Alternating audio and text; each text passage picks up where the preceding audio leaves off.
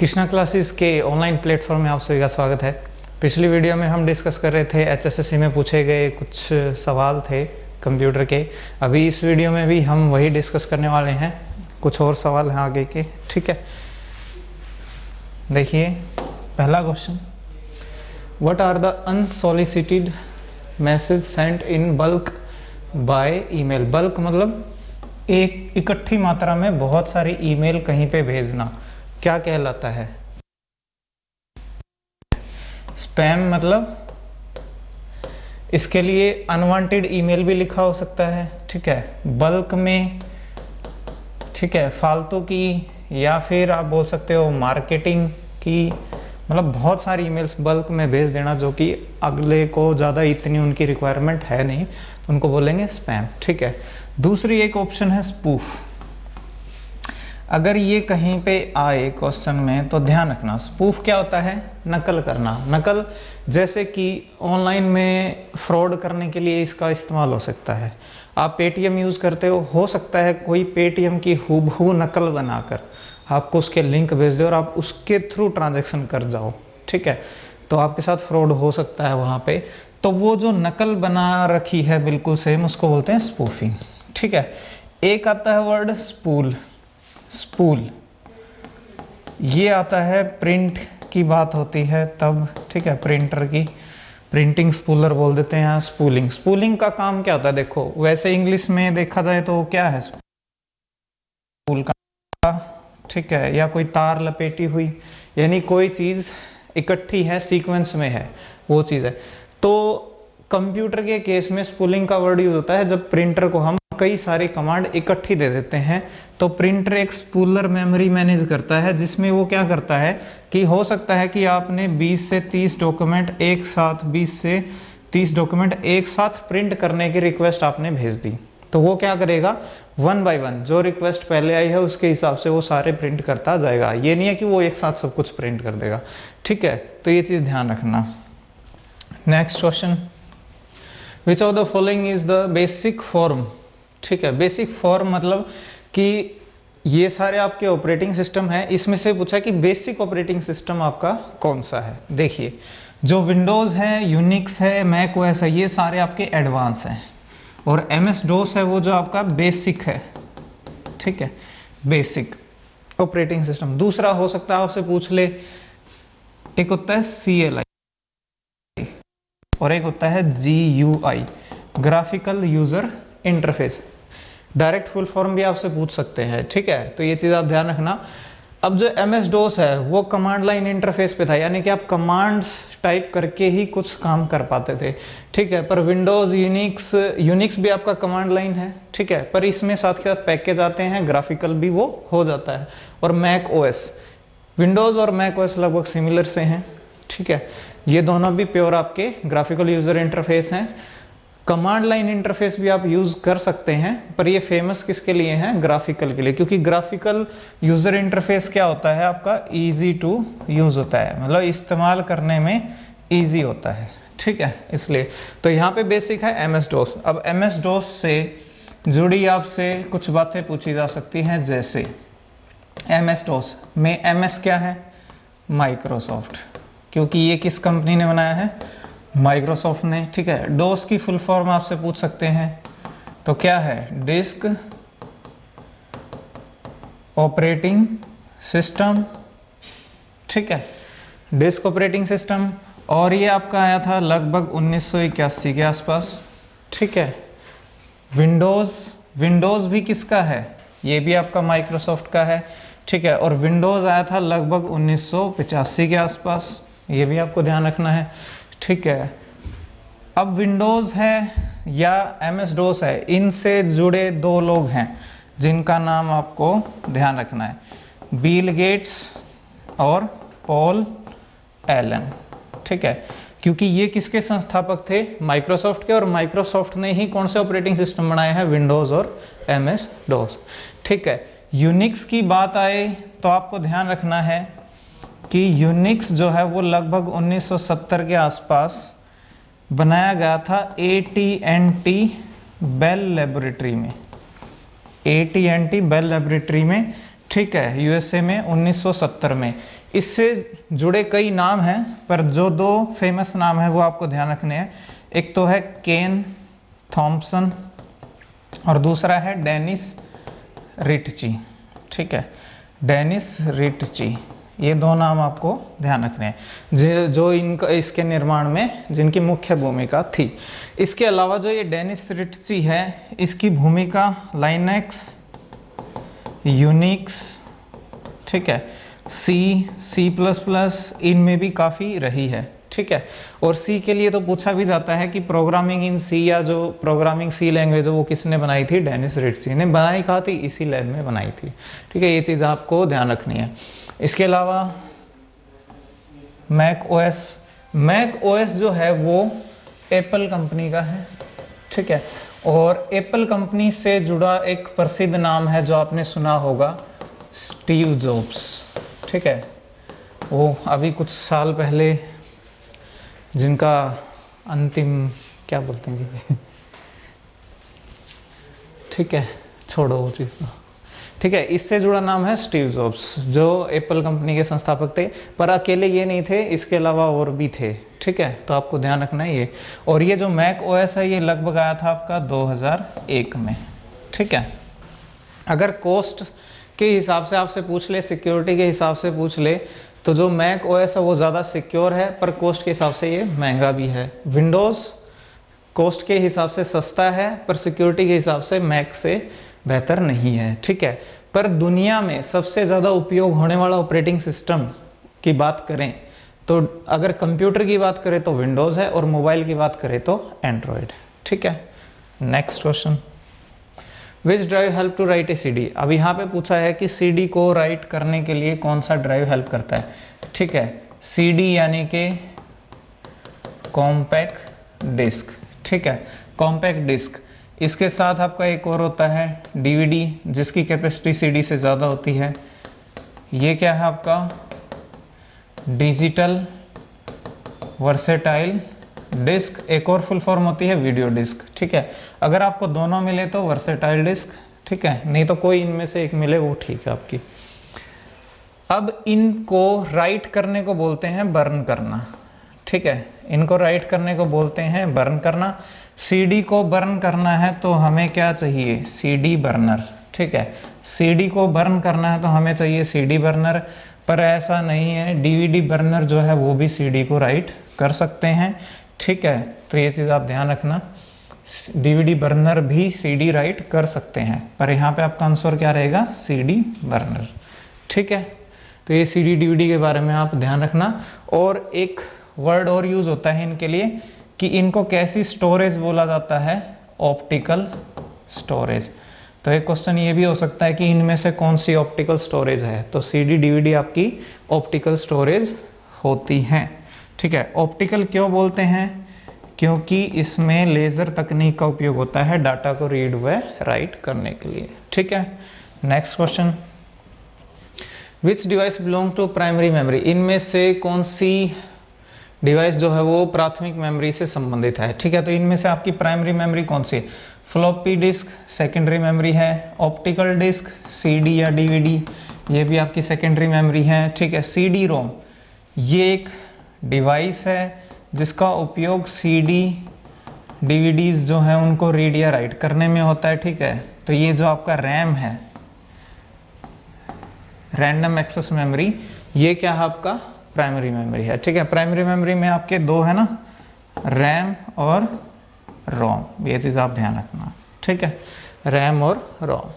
Next, 5th generation के जो computer हैं उनमें खास विशेषता क्या, वो अलग कैसे हैं? तो आप ध्यान रखना, आर्टिफिशियल इंटेलिजेंस। ठीक है, ज़्यादा सोचने की ज़रूरत ही नहीं है कि जो 5वीं जनरेशन है उसमें मुख्य क्या है? Artificial intelligence. ठीक है, next, who is considered the father of artificial intelligence. तो फादर ऑफ यानी कि ये जो टर्म है AI आर्टिफिशियल इंटेलिजेंस, किसने कौन पहले लेके आया था? John McCarthy. ठीक है, लगभग 1955 के आसपास की बात है जब इन्होंने ये कॉन्सेप्ट दिया था कि आर्टिफिशियल इंटेलिजेंस कंप्यूटर्स में उपयोग होगी।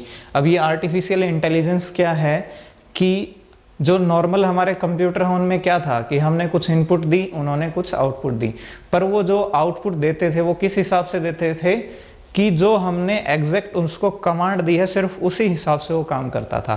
पर आर्टिफिशियल इंटेलिजेंस से बने कंप्यूटर क्या करेंगे कि खुद से भी कुछ वो थिंकिंग करेंगे और अपना काम करके देंगे। जैसे कि हम कोई भी वॉइस सर्च करते हैं मोबाइल में, वो एक आर्टिफिशियल इंटेलिजेंस का एग्जांपल है। दूसरा, जैसे कि आप फोटोज़ वगैरह क्लिक करते हो फ्रंट कैमरे से तो कुछ फिल्टर्स आ जाते हैं, वो अपने आप काम करते हैं। एक तो आप लगाते हो खुद, एक वो अपने आप काम करते हैं। वहाँ पे भी किसका उपयोग है? आर्टिफिशियल इंटेलिजेंस का। ठीक है, next question, what is DMA in computer? भाई कंप्यूटर में डीएमए क्या होता है? डीएमए होता है आपका डायरेक्ट मेमोरी एक्सेस।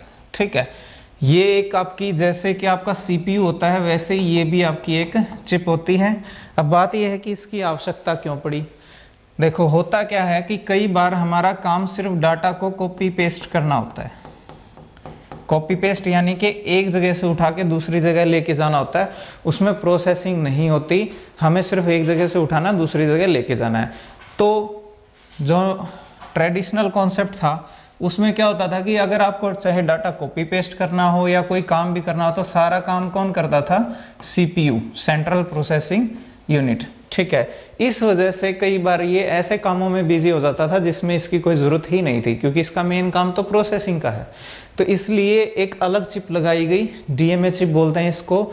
ये क्या करती है, जो डीएमए चिप होती है, कई बार कुछ ऐसे काम होते हैं जिसमें प्रोसेसिंग की आवश्यकता ना हो, सीधा डाटा को कहीं मूव करना हो, तो जो ये सीपीयू होता है कुछ समय के लिए कंट्रोल किसको दे देता है? वो डाटा मूवमेंट का डीएमए को। ठीक है, वो डाटा मूवमेंट का काम फिर ये करता रहता है। जब भी लगता है कि अब प्रोसेसिंग की आवश्यकता है तो ये सीपीयू को बता देता है कि अब प्रोसेसिंग का काम है, अब आप करें। ठीक है, इससे क्या होता है कि पैरेलल में सीपीयू अपना काम करता रहता है, ये अपना काम करता रहता है। ठीक है, next, which of the following help to compress and send large file? ये कह रहा है कि फाइलों को कंप्रेस करने के लिए, कंप्रेस यानी कि बड़े आकार की, बड़े साइज की फाइलें उनका साइज कम करना है। ठीक है, कम क्यों करना है? क्योंकि जब हमें इंटरनेट पे या मेल से कहीं भेजने हैं तो बड़े साइज की फाइल अगर हम भेजेंगे तो बहुत ज़्यादा टाइम लगेगा, स्पेस भी बहुत ज़्यादा चाहिए। ठीक है, उसको बचाने के लिए, उस टाइम को बचाने के लिए हम इनमें से किसका उपयोग करते हैं? विनजिप। ठीक है, ये एक सॉफ्टवेयर होता है जिसका काम ही यही होता है फाइलों को कंप्रेस करना। ठीक है, और फिर आप उसका साइज कम होने के बाद उसको इजीली सेंड कर सकते हैं। ठीक है, नेक्स्ट, इनमें से कौन सा नॉट ए पेरिफेरल डिवाइस? कौन सा पेरिफेरल डिवाइस नहीं है? देखिए, पेरिफेरल डिवाइस कौन सी डिवाइस है? जो कंप्यूटर से हम, जो हमारी जैसे कि इनपुट आउटपुट डिवाइस से होते हैं, जो कंप्यूटर से जोड़ते हैं, वो हमारी पेरिफेरल डिवाइस होती हैं। तो प्रिंटर है, हम जोड़ते हैं। ठीक है, कीबोर्ड है, हम जोड़ते हैं, माउस है, अटैच करते हैं हम। पर सीपीयू क्या है? सीपीयू एक पेरिफेरल डिवाइस यहाँ पे नहीं है।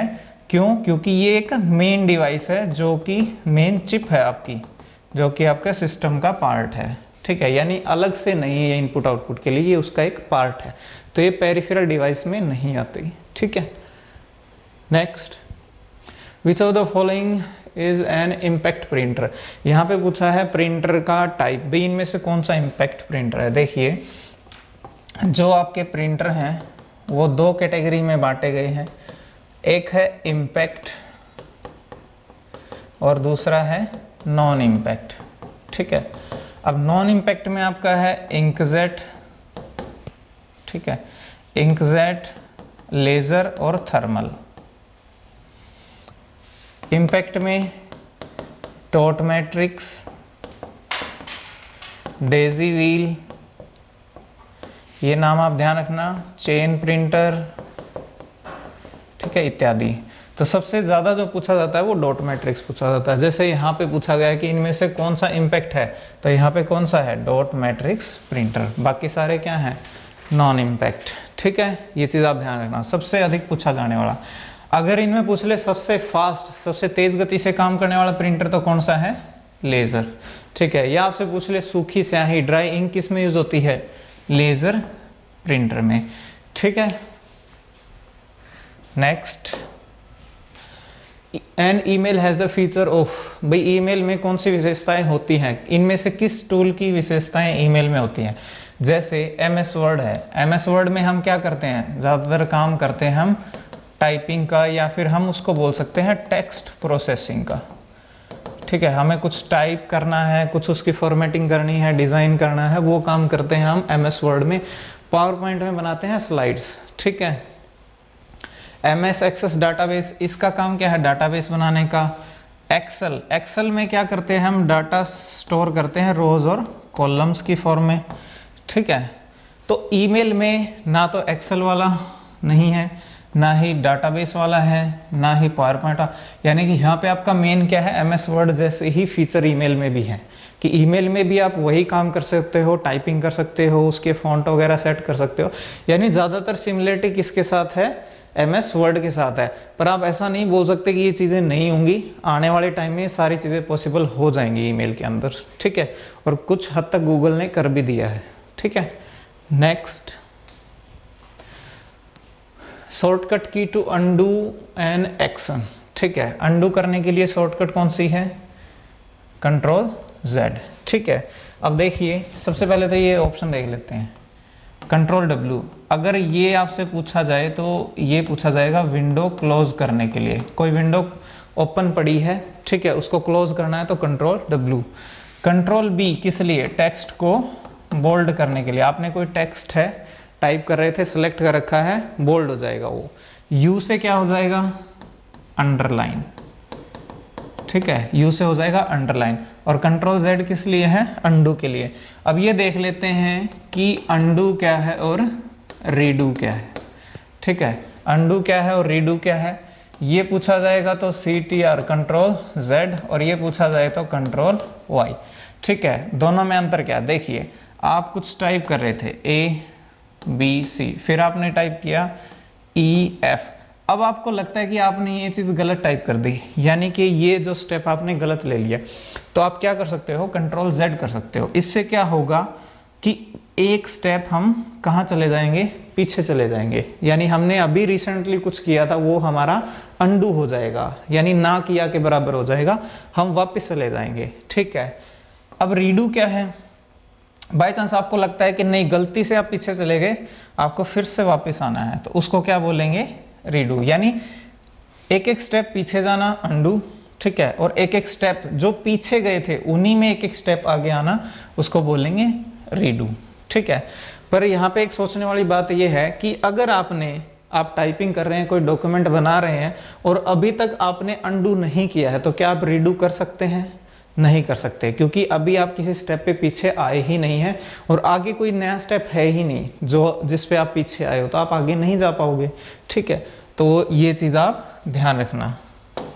इसके बाद maximum column can be inserted, भाई अधिकतम कॉलम कितने बनाए जा सकते हैं, MS वर्ड के अंदर पूछा है इसने। ठीक है, MS वर्ड में अगर आपसे पूछा जाए कि जो टेबल है इंसर्ट करते हैं तो कॉलम कितने कर सकते हैं, 1 से 63, भाई कम से कम 1, अधिक से अधिक 63। अगर आपसे पूछ ले रोज, तो रोज के बारे में ध्यान रखना, कम से कम 1 और ज़्यादा से ज़्यादा 32,767, लगभग इतनी। ठीक है, तो ये चीज़ ध्यान रखना, चाहे रोज पूछ ले चाहे कॉलम, आपको ये चीज़ ध्यान रखनी है। ठीक है, तो 63।